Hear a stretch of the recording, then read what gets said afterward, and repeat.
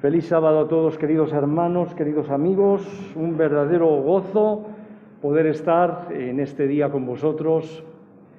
Y antes de abrir su palabra y de comenzar a leer, vamos a inclinar nuestros rostros y pediremos la bendición de Dios, ¿vale?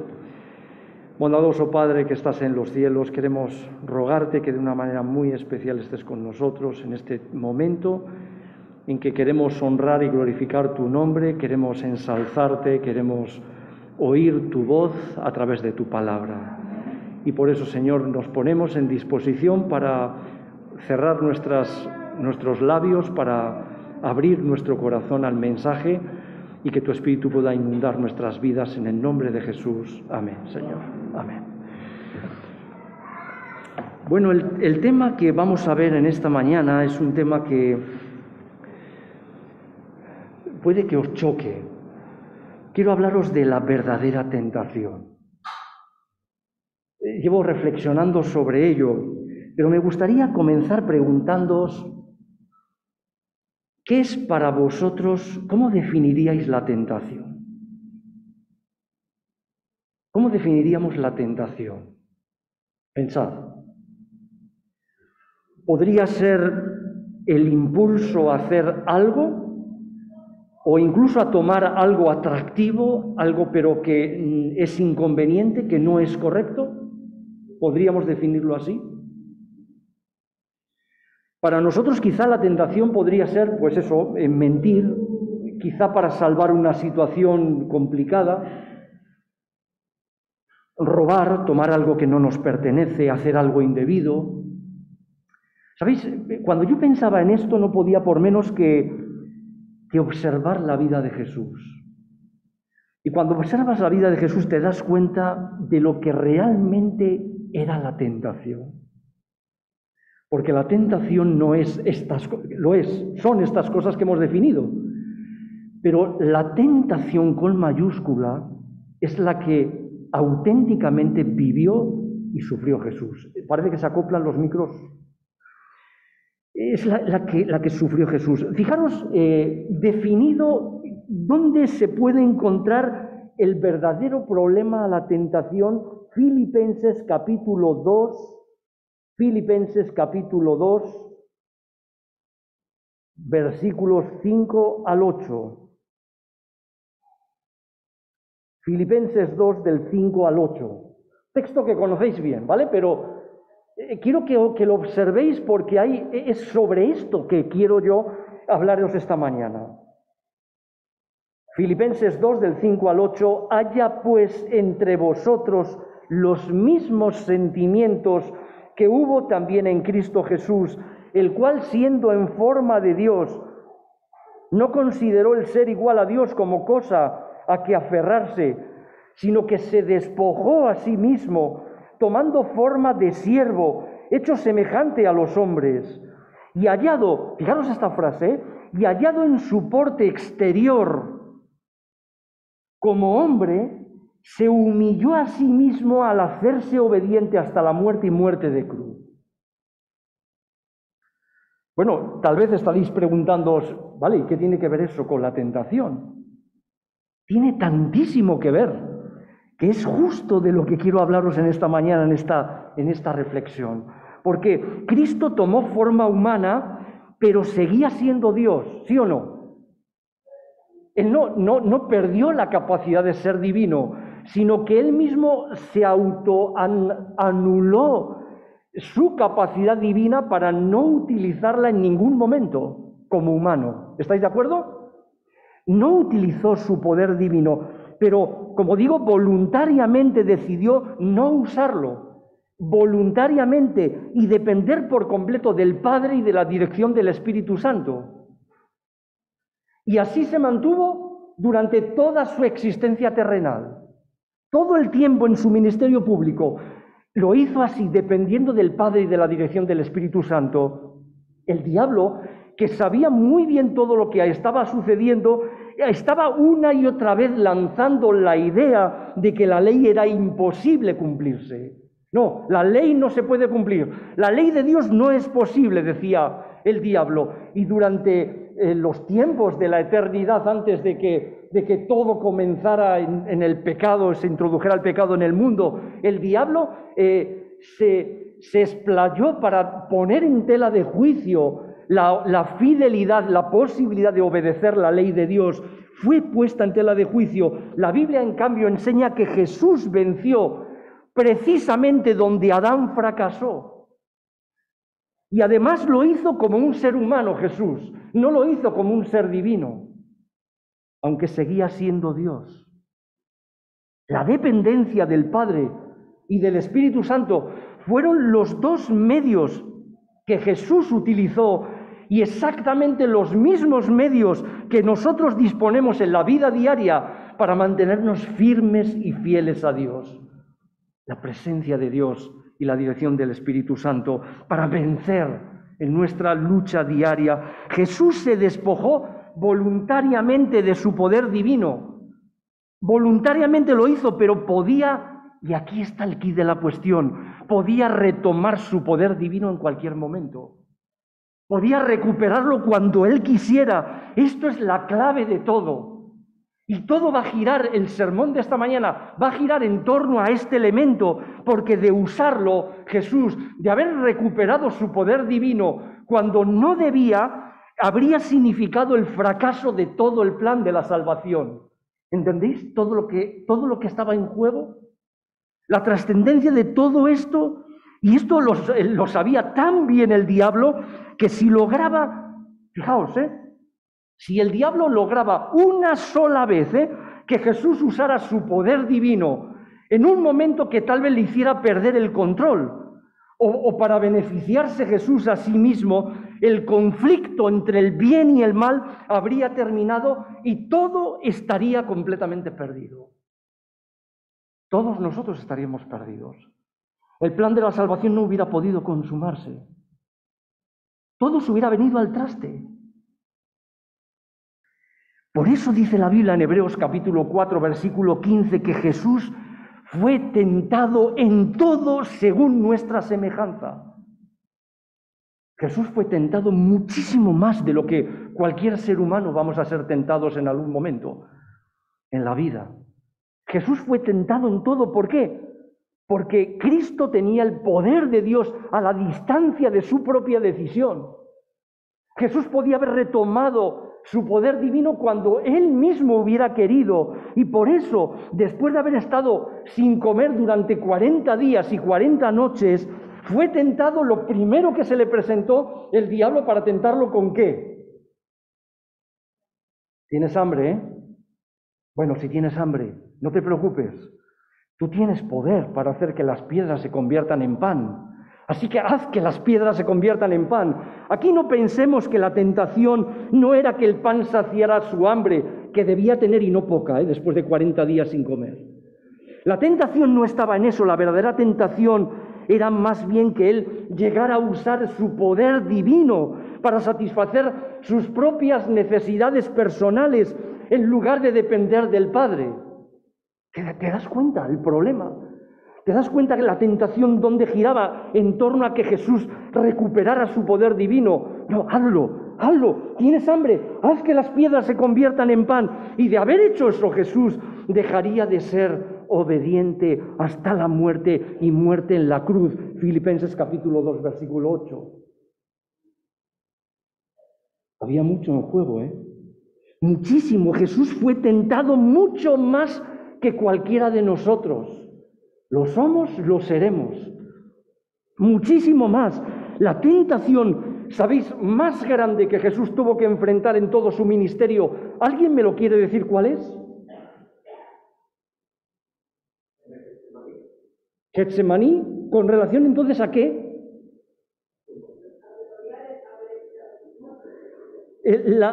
Justamente eso, evitar morir. Esa era la tentación más grande. Y podréis decir, bueno, pero él ya sabía lo que venía. Por supuesto que sabía lo que venía.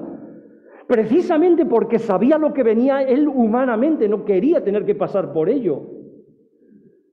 Y era duro para él tener que sufrir una muerte tan cruel como era la muerte en una cruz, donde él conocía y sabía lo que iba a suceder en una agonía de muerte después de flagelarlo y de maltratarlo hasta llevarlo al límite de sus fuerzas. Porque, mis queridos amigos y hermanos, no penséis que esto era un teatro, donde lo único que había que cumplir es, un protocolo, una experiencia. Vale, pasamos página rápidamente, aquí ha estado el Hijo de Dios, el Salvador, y ya está, cubrimos expediente de que ha venido aquí a esta tierra. No, de eso nada. Jesús sufrió. Y hubo muchísimo sufrimiento en la muerte de Jesús. Y hubo sangre que fue derramada en la cruz del Calvario. Y nosotros lo hemos oído cientos de veces, miles de veces esto. Y llega un momento que cae casi como en saco roto. Ya no nos impacta, ya no supone ningún cambio en nuestra vida. Sí, Jesús murió. Lo que le hemos costado. No podemos hacernos ni siquiera una idea de lo que ha supuesto tu salvación eterna, para que ahora yo tal vez esté viviendo a mi aire, pasando incluso olímpicamente, voy a decir, hasta de Dios, dejándome de congregar o tal vez dejándome de preocupar de leer la Biblia, de estudiar, de orar, de relacionarme con Él, porque a fin de cuentas, ya sé que Jesús murió. No tenemos ni una idea, no podemos hacernos ni una idea de lo que ha supuesto el sacrificio tan enorme por salvación, por tu salvación y la mía. Hubo mucho sufrimiento. Fijaros, un texto que conocéis, Lucas capítulo 22, solo lo menciono como una muestra nada más de lo que debió de haber ahí. Lucas capítulo 22, versículo 44, estaba en Getsemaní y estando en agonía, porque hubo agonía, oraba más intensamente y era su sudor como grandes gotas de sangre engrumecidas que caían sobre la tierra. Yo no sé exactamente qué debió de suceder ahí, pero lo que puedo saber es que el sufrimiento al que fue sometido Jesús, el que tuvo que experimentar Jesús, cargando con los pecados de todos nosotros no podemos ni hacernos una idea siquiera de lo que eso supuso por nosotros. Y esto puede ayudarnos a comprender la reacción de Jesús, la contundente respuesta que Jesús dio al apóstol Pedro, cuando después de decirles a sus discípulos, me es necesario ir a Jerusalén, sufrir a manos de los líderes religiosos, ser muerto y resucitar al tercer día. Y entonces Pedro se acercó rápidamente, maestro, ¿pero qué cosas tienes? En ninguna manera Dios lo permita. ¿Cómo que en ninguna manera Dios lo permita? Pedro no tenía ni idea de lo que estaba pronunciando, era más el sentimiento de afecto y de cariño hacia Jesús, de que estar pensando realmente las implicaciones que tenían sus propias palabras. No las entendía Pedro ni ninguno de los apóstoles. ¿Entiendes? Y cuando ya Jesús se está dando cuenta de lo que está sucediendo, dirigiéndose a Pedro le dijo, apártate de mí, Satanás, porque me eres tropiezo, porque no pones las miras en las cosas de Dios, sino en las de los hombres. Y uno se sorprende, ¿verdad? Y tú dices, ¿por qué Jesús fue tan brusco? ¿Sabes por qué fue tan contundente? Porque había mucho en juego. Porque Jesús estaba siendo tentado de una manera tremenda en ese momento por su compañero querido Pedro, el apóstol. Quítate de delante de mí, Satanás. Jesús, como cualquier otro ser humano, no tenía ganas de salir de la historia de este mundo, de la forma como iba a tener que salir, muriendo en una terrible cruz, en una muerte cruel. Y él no tenía ningún deseo de tener que hacer eso, solo la idea de todo lo que iba a tener que pasar, pero sobre todo la idea de que el cargar con los pecados del mundo, de toda la humanidad, iba a implicar separarse del Padre. Esa sola idea lo atormentaba, era algo aborrecible. Así que la tentación, piensa ahora, la tentación que tenía Jesús de tomar su poder divino, retomarlo de nuevo y tener que evitar esa muerte atroz en la cruz, llegó a su momento culminante, precisamente en lo que Antonio nos decía, estando en el Getsemaní. Fue ahí en Getsemaní donde tuvo que decidirse todo. Y la Biblia señala, Marcos capítulo 14, Evangelio de Marcos, capítulo 14. Quiero que lo leamos solo para que nos situemos en el drama, en ese momento dramático que él está sufriendo Jesús. Marcos capítulo 14, versículo 33. Toma entonces consigo a Pedro, a Jacobo y a Juan, y comenzó a sentir pavor y angustia. ¿Tú has sentido pavor y angustia? ¿Una angustia llevada al límite? Yo no. Lo reconozco, yo no. Yo he tenido miedo. Miedo a cosas, pero no pavor. No angustiarme hasta un límite en el que Jesús estaba entrando. Versículo 35. Y él se fue un poco más adelante, cayó en tierra y comenzó a orar que si era posible pasara de él aquella hora. Eso es lo que comenzó. Oró: Padre, si es posible que pase de mí esta copa. Oró, Mateo capítulo 26 añade un detalle más, versículo 42. Padre mío, si no es posible que pase de mí esta copa sin que yo la beba, hágase tu voluntad. Esto no era un teatro, ¿sabes? Hay gente que piensa que lo que vivió Jesús aquí, que lo que vino a hacer Jesús fue simplemente un poco de teatro. Pero Jesús no tenía ni siquiera la intención de morir, que no tenía la intención de morir. Él sabía lo que venía, por supuesto. Le es necesario al Hijo del Hombre ser muerto y resucitar al tercer día. Jesús sabía lo que venía, pero precisamente porque sabía por todo lo que iba a tener que pasar como humano que era, quería evitarlo si era posible. Quiero llevaros ahora al momento de la cruz. Quiero que pienses en este momento, ¿vale? Porque Jesús debió de sentir una tremenda tentación de volver a hacer su voluntad, no la voluntad del Padre, sino de hacer su propia voluntad y evitar la cruz en ese momento, usando su poder divino para salir de esta terrible situación y decir: esto no hay quien lo soporte más. Me voy, me vuelvo. Padre, no aguanto más. Me voy. ¿Yo qué hago aquí? Pensad que él no tenía por qué morir en la cruz. Él no tenía ninguna culpa de los pecados que nosotros, tú y yo, tenemos. Éramos tú y yo los que teníamos que haber muerto. Él no tenía por qué morir. Y él toma nuestro lugar. Él ocupa nuestro lugar. Pero él en su pensamiento, como por supuestísimo, como humano, podría venir a su mente el pensamiento: ¿por qué tengo que morir en la cruz? Yo no soy culpable de ninguna cosa.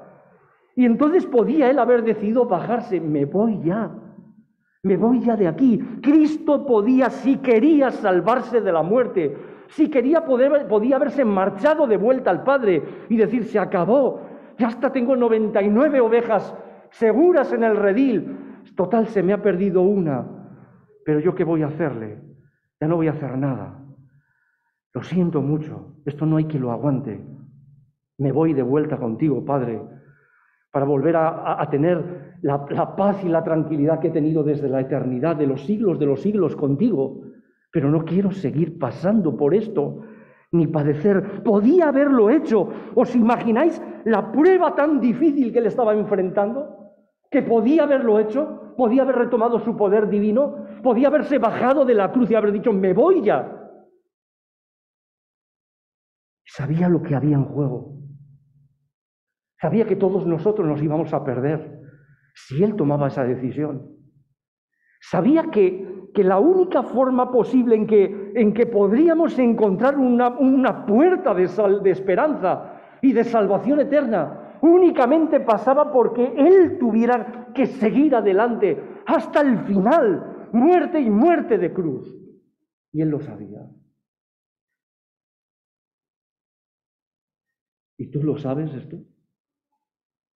Tú lo sabes, para permitirnos a veces el lujo de vivir como si no hubiera pasado nada, de vivir una experiencia cristiana a veces mediocre. ¿Nos podemos permitir esto? El lujo de vivir, digo el lujo por decirlo de alguna manera, por cargar en un sentido hipotético un comportamiento que no es correcto, o estamos o no estamos. ¿Estamos? Pues estamos con el Señor, pero no vivir como si no lo hubiéramos conocido. O vivir como si no pasara nada. O estar escatimándole al Señor para mirar a ver la forma en que lo mínimo que yo tengo que hacer para vivir mi experiencia cristiana. ¿Puedo? Pero me lo puedo permitir. Porque a fin de cuentas soy salvo en Jesús. Bueno, yo con creer en Él, vengo de vez en cuando a la iglesia, oro pues cuando me acuerdo y leo la Biblia pues cuando tengo tiempo, ¿no? Y así dejamos que vayan transcurriendo las cosas en la vida. Y pueden pasar semanas, meses y años sin que, olvidando todo lo que Él llegó a hacer para que tú y yo pudiéramos tener vida eterna, viviendo vidas cristianas a veces sin sentido, fallándole a la primera de cambio al Señor, intentando justificar qué voy a hacerle, no puedo hacer otra cosa, pero Él murió en la cruz por ti. Él pasó. Y quiero que sientas y que pienses que Él no era una víctima indefensa. Jesús era el creador del universo, el que había creado solo con el poder de su voz, que haya luz y existió la luz, que haya astros y existieron, y creó los animales y creó toda esta tierra, todo este universo, con el poder de su voz, ¿sabes? Quiere decir que Él no era una víctima indefensa. Él podía terminar en cualquier instante solamente con esa difícil experiencia cuando Él quisiera. Bastaba con que Él solamente pensara, no quiero continuar más. Me voy, me marcho. Pero si lo hubiera hecho, todos estaríamos perdidos para siempre, por toda la eternidad. Por eso decidió escoger morir. Piensa en esto. Él eligió morir en la cruz. Era una cuestión de voluntad. Era una cuestión de decisión de obedecer voluntariamente a Dios, no porque el Padre se lo impusiera, sino porque Él mismo se ofreció y dijo, yo voy así. Yo voy. Jesús se ofrece. Por eso Él dijo, ¿queréis buscar Juan capítulo 10? Evangelio de Juan, capítulo 10, versículo 17. Juan 10, 17. Por eso me ama el Padre. Y escuchad bien, porque yo pongo mi vida para volverla a tomar. Es Él el que la pone. Es Él el que voluntariamente decide poner su vida en favor de nosotros. 18. Nadie me la quita. ¿Te estás dando cuenta? Nadie me la quita, sino que yo la pongo de mí mismo. Y tengo poder para ponerla, y tengo poder para volverla a tomar. Este mandamiento recibí de mi Padre. ¿Te das cuenta? ¿Te das cuenta de la trascendencia de todo esto? Él tiene poder para tomar de nuevo. Tomar el poder divino cuando Él quisiera hacerlo. Pero el versículo 11 dice, yo soy el buen pastor. El buen pastor da su vida por sus ovejas. Él lo sabía bien. Él sabía lo que había venido. Por eso pudo haber evitado la cruz, pero no lo hizo. No quiso hacerlo y por eso Satanás intentó desesperadamente alejar a Jesús de la cruz a lo largo de toda la historia. Por eso encontramos una y otra vez que Jesús se veía tentado por el diablo para que hiciera uso de su poder divino y entonces fracasara todo el plan de la salvación.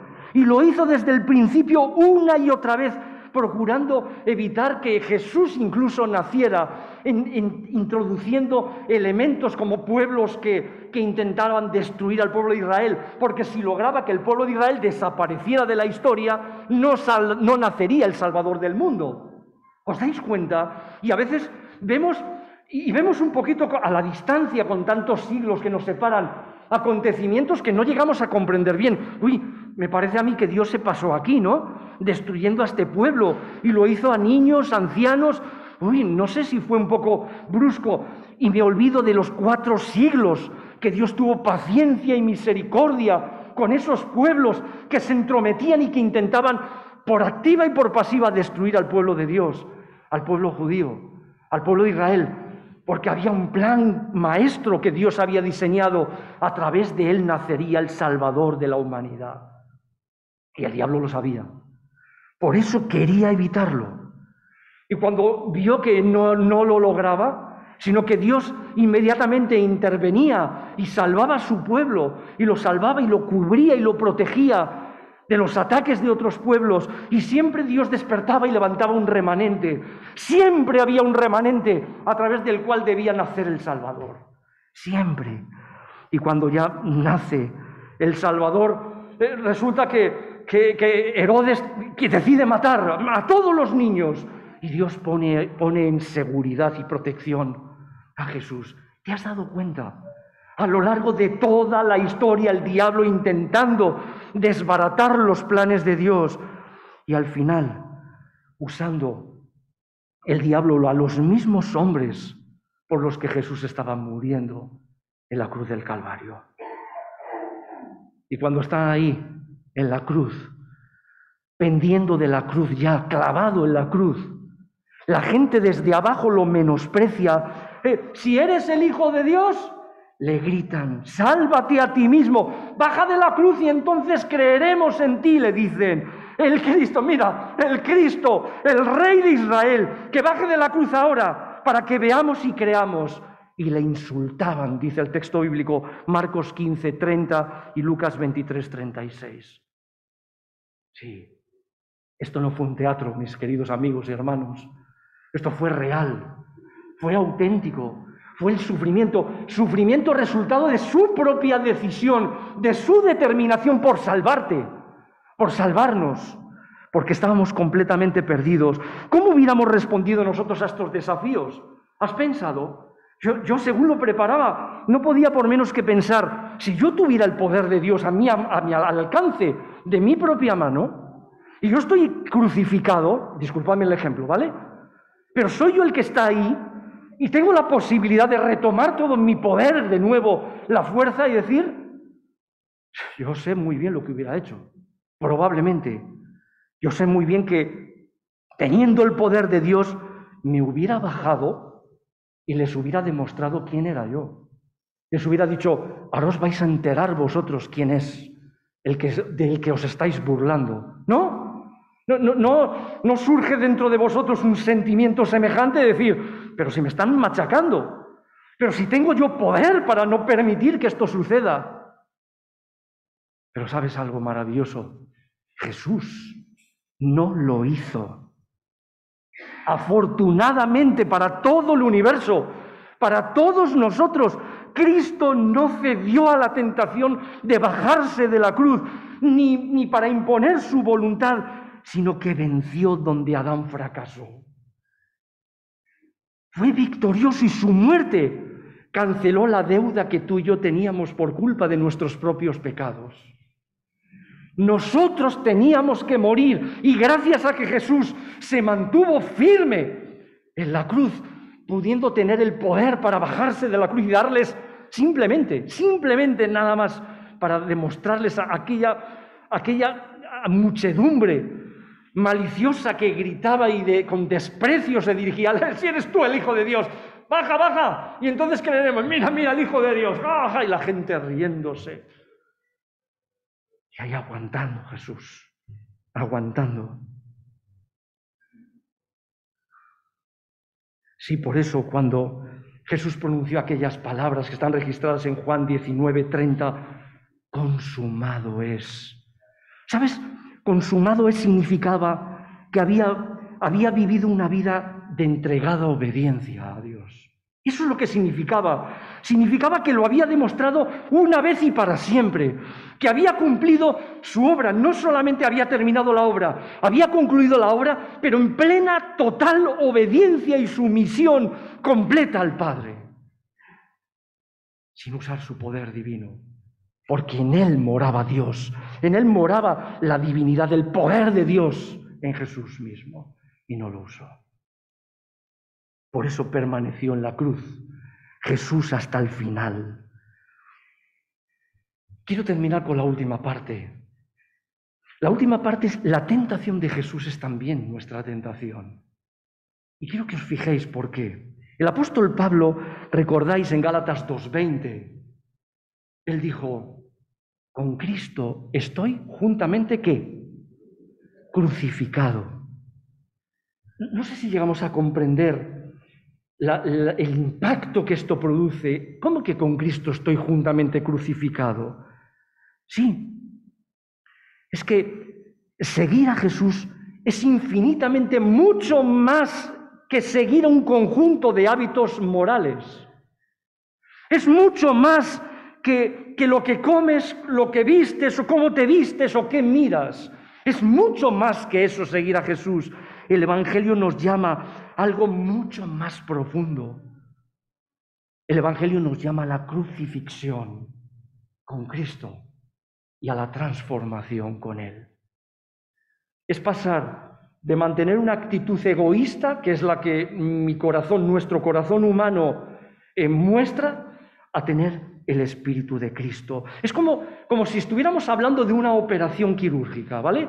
Donde se necesita cortar, dividir, extirpar, romper. Y esto es precisamente lo que sucede en este milagro que Dios obra a través de la crucifixión. Porque la crucifixión, con Cristo estoy juntamente crucificado, quiere decir que yo también muero con Cristo. Lo mismo que Él murió, yo debo morir a mí mismo. Y diréis, bueno, ¿esto cómo? Sí, es una crucifixión. La hermana White ya en El Camino a Cristo lo expresa con una frase que conocéis bien: la guerra contra nosotros mismos es la batalla más grande que jamás hayamos tenido. La más grande. El rendirse a sí mismo, entregando todo a la voluntad de Dios, requiere sin duda una lucha, pero para que el alma sea renovada en santidad, debe someterse por completo antes a Dios. Claro. Por eso la lucha de la cruz es la más severa de todas nuestras batallas. No creas que la batalla tuya y la mía es luchar contra el mal carácter, contra el temperamento, contra una inclinación, una tendencia. Esa no es la batalla que nosotros tenemos. Nuestra auténtica batalla es acudir a Jesús cada día. Es morir cada día al yo. Es permitir que Cristo sea el que viva en mí. Porque nuestra voluntad es nuestra vida, ¿sabes? El hacer yo mi voluntad es la vida de cada ser humano. Para doblegarla, solamente esto es posible cuando nos sometemos por completo a Dios. Y Dios, únicamente Dios, es el que puede darnos la victoria. Así que aquí no penséis que cuando uno se somete a Dios, entonces se convierte en un autómata en las manos de Dios, ¿no? Casi una marioneta que Dios está desde arriba manejando. Para nada. Los cristianos que nacen de arriba, los cristianos que hemos nacido de Dios, están en armonía con la voluntad de Dios, y cuando obedecemos, lo único que estamos haciendo es hacer voluntariamente lo que a Dios le agrada. Yo no estoy forzado en absoluto a venir cada sábado aquí a la iglesia. Podía estar en otro sitio, claro, igual que tú y que yo. Pero no me siento obligado a guardar el sábado, no me siento obligado ni forzado por Dios cuando Dios me dice no mientas. No, lo hago ¿por qué? Porque amo a Dios. Lo hacemos porque el obedecer a Dios nos hace sentir felices, porque eso le agrada y a mí también me agrada. Por eso yo escojo hacer aquello que a Dios le hace feliz. No porque Dios me esté obligando ni forzando a que yo haga algo en contra de su voluntad. En absoluto. Cristo tuvo su cruz y tú y yo también tenemos la nuestra. Tome su cruz cada día, dice Jesús. Todo el que quiera, el que me siga, tome su cruz. Tú y yo tenemos también una cruz como Jesús. La tentación de Jesús fue depender de sí mismo para no tener que morir en la cruz y luego bajarse de aquella cruz y decir, soy Dios, puedo hacer lo que quiera y no quiero seguir más sufriendo, me marcho. Pero sabes que a ti y a mí nos sucede lo mismo. La nuestra no es comer tal o cual cosa o hacer aquello o lo de más allá, sino más bien romper. Nuestra cruz es está en la tentación de romper la relación con el Padre, de marcharnos de una relación de fe y dependencia de Él para vivir como a nosotros nos parece, como a mí me plazca. Y esa es la tentación. Yo puedo hacer lo que quiera. ¿Puedo hacerlo? Claro que lo puedes hacer. Haz lo que quieras. Todo me es lícito, dice Pablo, pero no todo me conviene. Cuidado. Jesús podía haberlo hecho. Claro que podía haberse marchado, pero no lo hizo. Se sometió a Dios voluntariamente, igual que tú y yo podemos hacer. La tentación que nosotros enfrentamos es elegir salir del cuidado protector de Dios, es decidir que no vamos a morar más con Jesús. Esa es la tentación más grande. Y el diablo lo hace de una forma tan sutil que no nos enteramos. Aparece por aquí, nos enreda con historias, nos va separando del mensaje de Dios, no nos damos cuenta, estamos desconectándonos de la oración, no nos estamos enterando. Y empezamos a depender, claro, tengo que gestionar los problemas de la vida, y entonces empiezo a gestionarlo a mi manera, con mis capacidades, con mis experiencias personales, y no me doy cuenta que me he soltado de la mano de Dios. Así es, hay tanto en juego. Quiero terminar con unas frases que me parece que son sólidas a modo de conclusión. Una vida sin pecado es una vida de fe. Una vida sin pecado es una vida salva en Jesús. Una vida sin pecado es la vida de aquel que sigue a Cristo hasta la cruz. Una vida sin pecado es aquel que se queda con Cristo en la cruz. No que llega y se marcha, sino que llega y se queda con Cristo en la cruz. Una vida sin pecado es la vida que no se decide por la tentación, sino que escoge a Dios. Así que, queridos amigos y hermanos, seguir a Cristo significa no solo ir a la cruz, sino vivir la vida de la cruz, como Cristo vivió, como Cristo siguió, como Cristo sirvió. Y quiero terminar con las palabras con las que empezábamos en Filipenses, capítulo 2, versículos 5 al 8, para que sea tu experiencia y la mía. Filipenses 2, 5 al 8, que haya pues entre vosotros los mismos sentimientos que hubo también en Cristo Jesús, el cual, siendo en forma de Dios, no consideró el ser igual a Dios como cosa a que aferrarse, sino que se despojó a sí mismo, tomando forma de siervo, hecho semejante a los hombres, y hallado en su porte exterior como hombre, se humilló a sí mismo y se hizo obediente hasta la muerte, y muerte de cruz. Que el Señor te bendiga, que el Señor nos bendiga, para que esta pueda ser nuestra experiencia. Que así sea. Amén.